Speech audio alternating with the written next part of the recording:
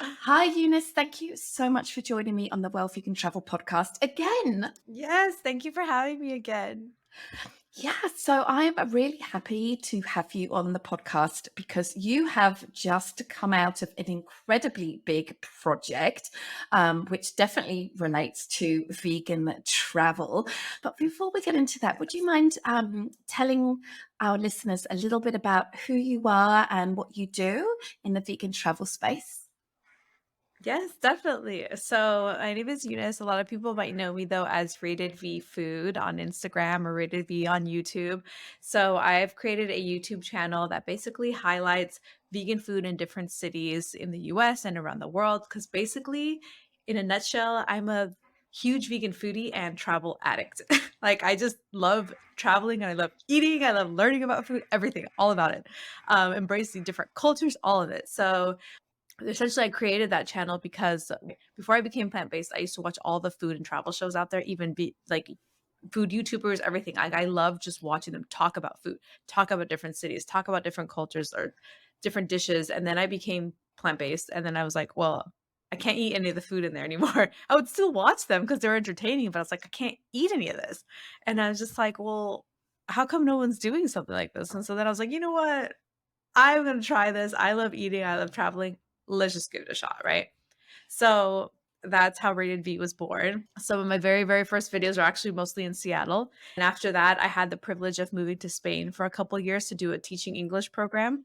And that's why I focused a lot of my content also on Spain. So a lot of my travel videos are like where to eat in Madrid and in Valencia, Barcelona, like 48 hours, 72 hours in each one, or like 48 hours in Cordoba, just to show how vegan friendly Spain is, because a lot of people think it's not.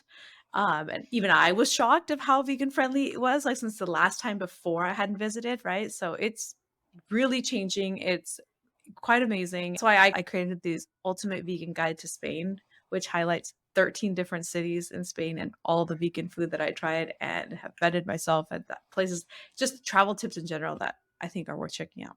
Fantastic. Had the honor of being able to have a look at this book, and it is incredibly comprehensive.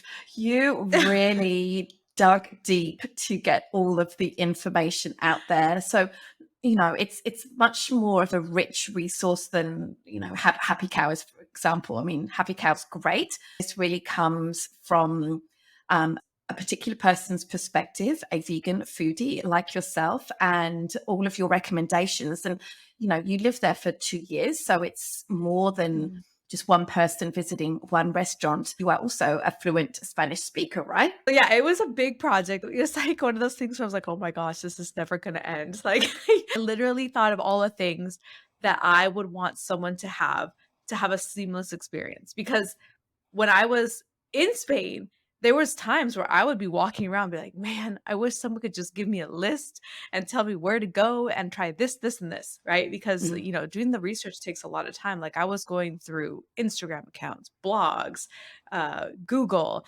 like everything, and kind of searching through it, just because sometimes I don't like looking at just the top results on what Google gives you, because they only give you it's all an algorithm, right? That ranks certain things, but it doesn't necessarily mean it's what you should be trying, or I'm sure it's good, but it's like you're looking for something more specific, right?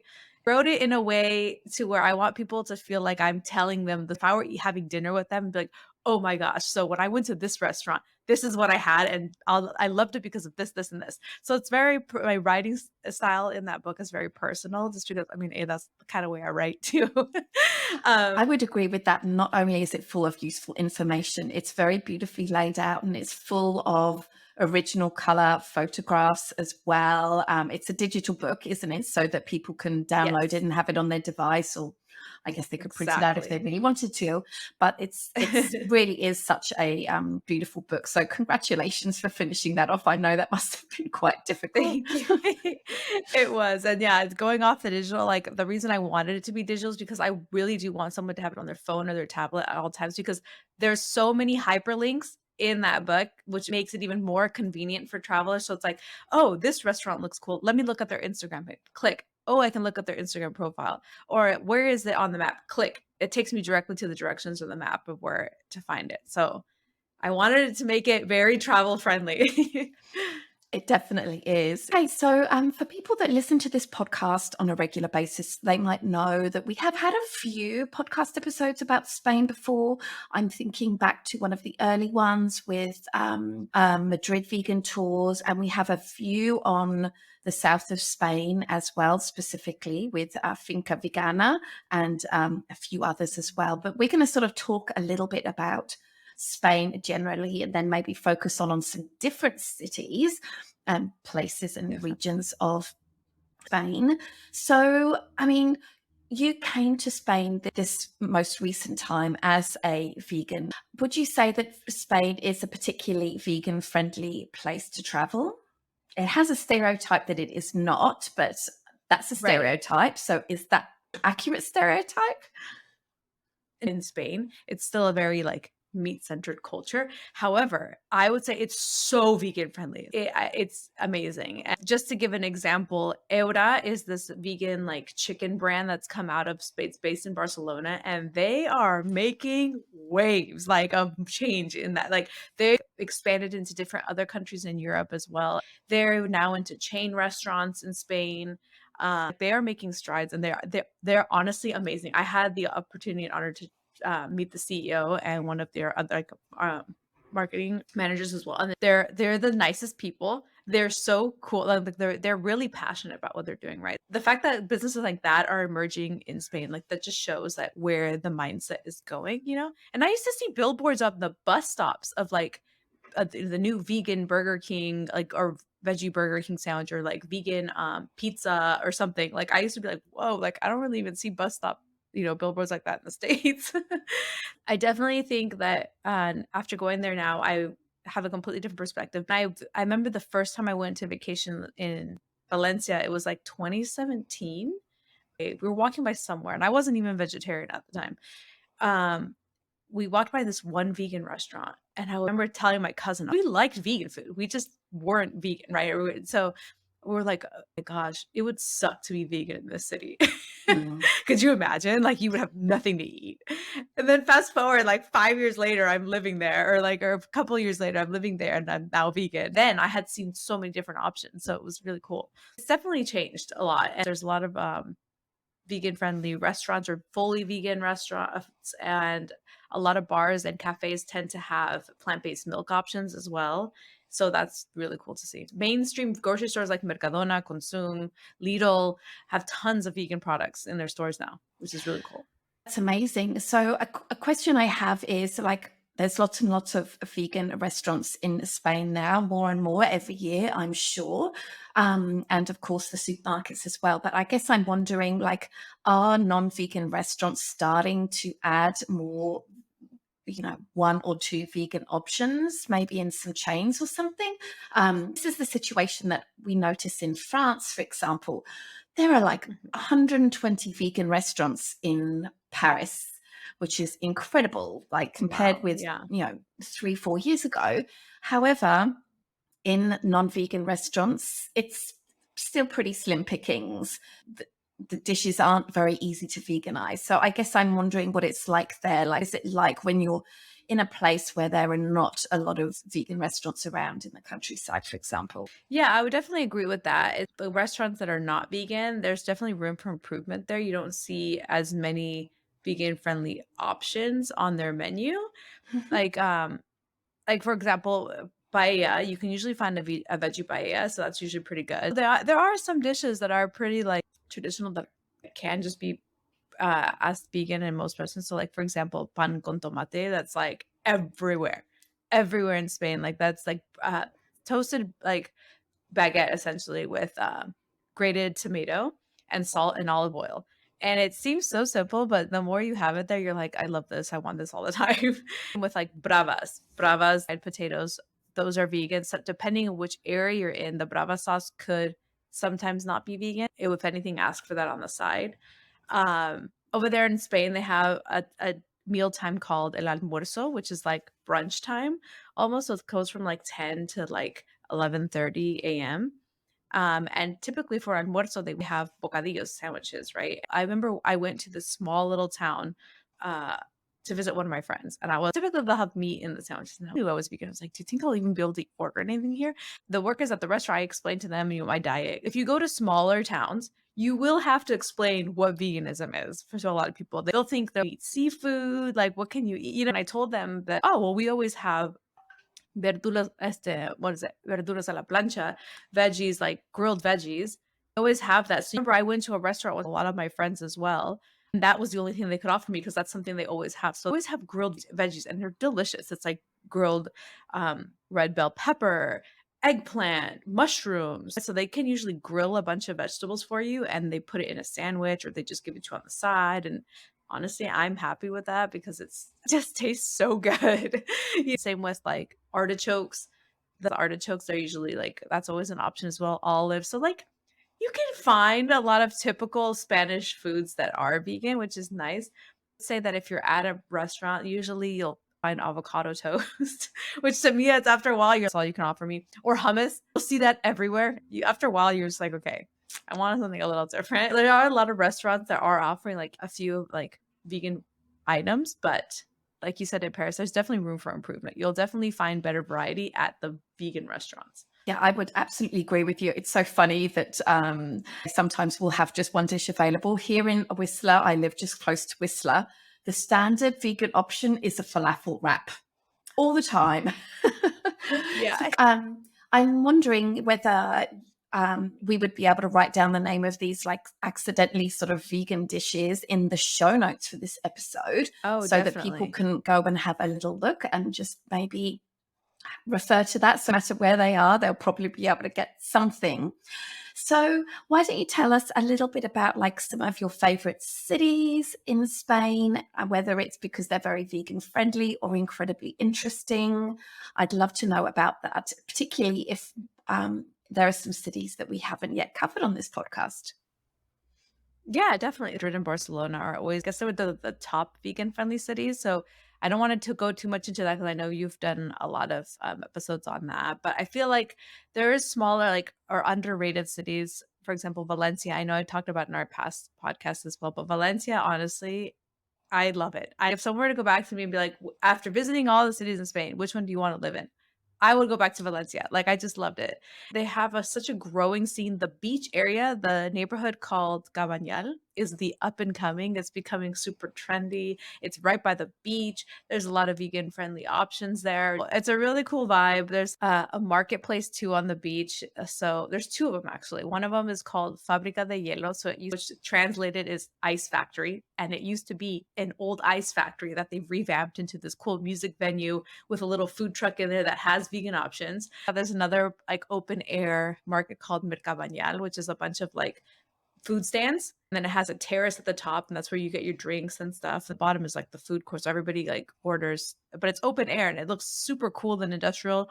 Um, Valencia is definitely a place worth checking out if you've never had it or you're trying to figure out where to go in Spain. They have this beautiful park in that runs throughout the whole city. So you can work out there, run there. There's soccer fields there. Like it has everything. Other cities I think were really pretty and like worth checking out are like Cordoba. Cordoba is really nice. It's smaller. In 2 days, you see it all. Because there's such a huge Arabic influence there, you can totally see the mesh between Arabic and Spanish and Roman influence all together in one, which is kind of cool. Their main attraction there is the mosque cathedral because it used to be a cathedral, then it became a mosque, and then it became a cathedral again because of just history, like who conquered who and who was running the everything back then. And so it's so cool visiting that mosque too because the architecture it speaks the two cultures, right? You see a lot of Arabic influence in the mosque side, and then you go to the cathedral side, and then you see all of like the Roman influence and it's just all of that. So it's quite interesting to see that difference. But I was surprised to see some vegan options there as well, and I have a huge like North African like influence as well, or just like Arabic food. There's a lot of Moroccan cuisine there because of this proximity to Morocco. Like you get a lot of Moroccan food there, which obviously is always vegan friendly. Whether it's in tagines and dips and couscous. And one particular dish that I do want to point out in Cordoba is called salmorejo, which if nobody's ever heard of it, it's similar to gazpacho. It's just thicker. So, it's a national dish. Cordoba is known for this dish because if anybody's ever been to Cordoba, it gets hot, like hot. I love heat. It wasn't even peak, summer season. I was just like, it's hot outside because it's more inland. It's just about a 2-hour drive south of Madrid. And you're not by the coast either. So salmorejo is essentially like a cold tomato soup. Um, Mm. and they make it cold because in the summer month, they're like, we just need something to just be refreshing, but something savory at the same time. Actually, an alley inside in Cordoba where you have the recipe of how to make it. What's nice about it is that it is vegan. Tomatoes, bread, olive oil, and salt. That's it. You puree it. So it's almost like a thick tomato soup. If you've ever made tomato soup, that's very similar ingredients. It's all fresh tomatoes, fresh garlic, fresh, everything. I'm not a kind of person who likes cold food. Like, I made a video on it, and the restaurant is called Sociedad Plateros María Auxiliares. And so it's a really long name. So we probably have to write it down, or it's in the book as well. But he made it for me live too, like to show me how it's made. And after trying it with the bread, oh my gosh, it was so good. And because it's so hot out, it's like refreshing because it's not served ice cold.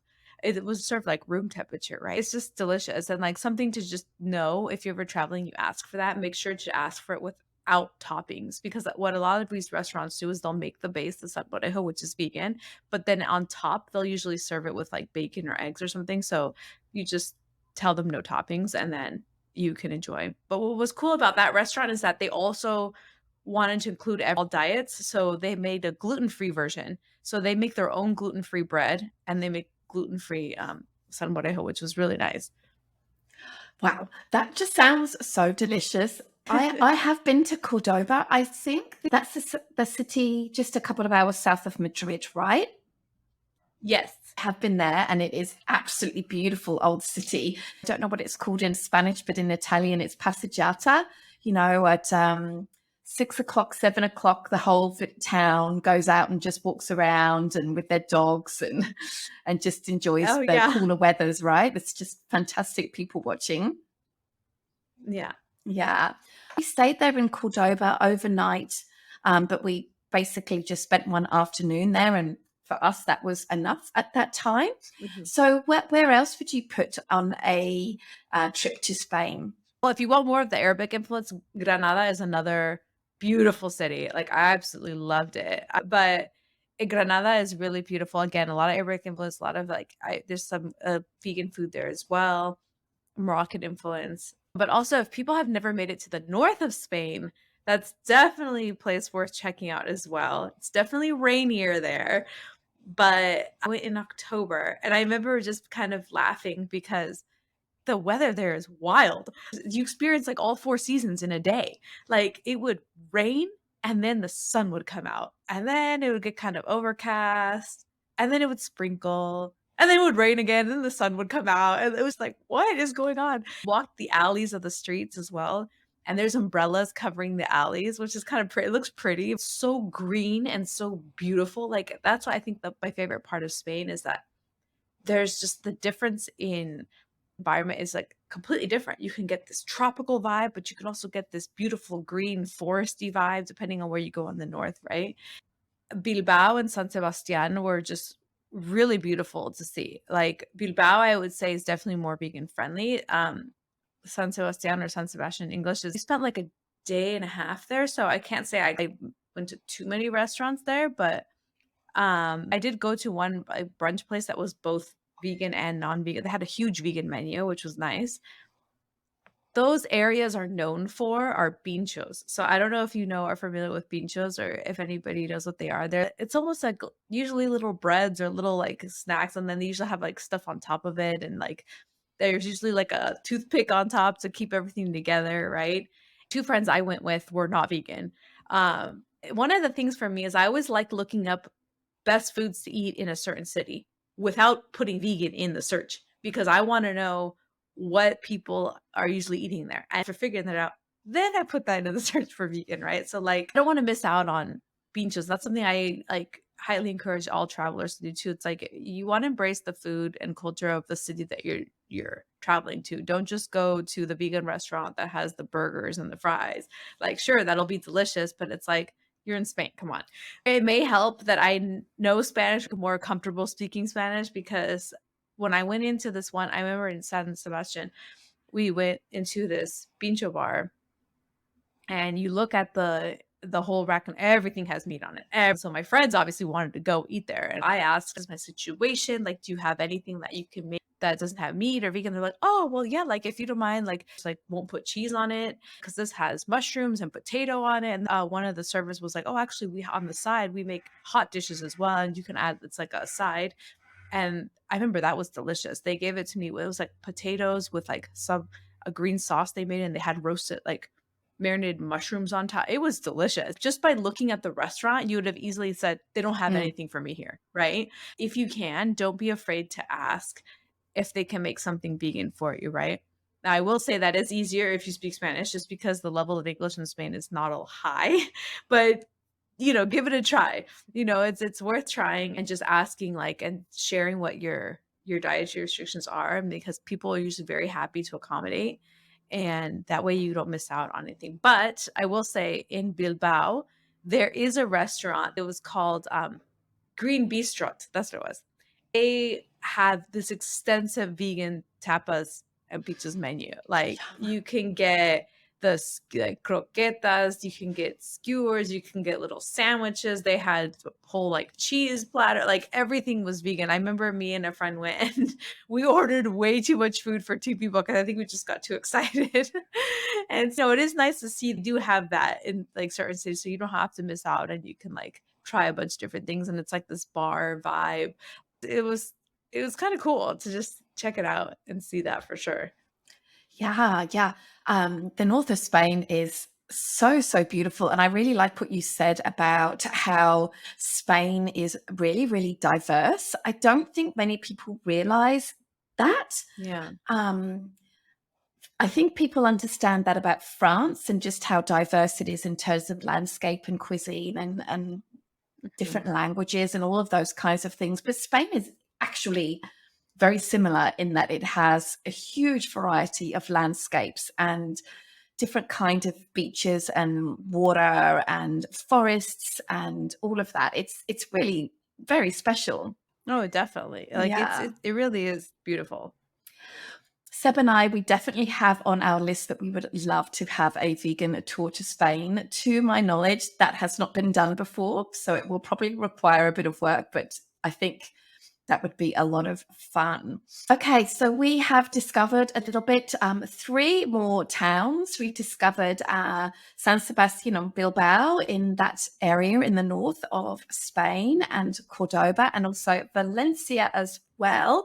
I'm sure that so many people listening to this podcast are going to be so excited about possibly adding Spain to their bucket list of places to go, and they will definitely need your ebook. So, would you mind spending a moment just telling people how they might find it and reach out to you on other platforms as well, so that they can learn all about traveling as a vegan in Spain? Yes, definitely. If they want the ebook, they can get it on my website, which is ratedvfood.com/ebook. But you can also just see the Spain ebook section on my website. And then also on my Instagram page, Rated V Food, in my link in bio, you can see an option to buy it there as well. If you want to check out my videos on YouTube, these cities are on there. And also in the ebook, in each city section, there is a link to the video as well. So like after you read about like the restaurants, if you want to visually see it, because I'm a visual person, if you want to like visually see the story of me, going along trying these places, there's a link to each video in the book as well, which is kind of cool. So it's all in one spot. My channel is youtube.com/ratedb. And so that's where most people can get a hold of me. And your website is? Ratedvfood.com. Fantastic. All right. I really invite everybody who is listening to this podcast to go and subscribe to Eunice on her YouTube channel and check out her website and her ebook. Eunice, thank you so much for taking the time to talk about Spain. Where is your next travel destination? Where are you heading next? So that is currently in the works right now. I want to take my parents because they don't get to travel as much, and they're not going to do it on their own. So I'm happy to take them. But currently, right now, we're thinking Rome and Israel. So, Amazing. That will be or wonderful. yeah, Don't go in the yes. height of summer. That would be my advice. Too No, we're hot. thinking going pretty soon where it's off season, so it'd be kind of nice. So it's not going to be tons of tourists everywhere either. So Okay. Good. Good. I'm pleased to hear that. All right. Thank you, yeah. Eunice. Thank you so much for joining me today. Thank you so much.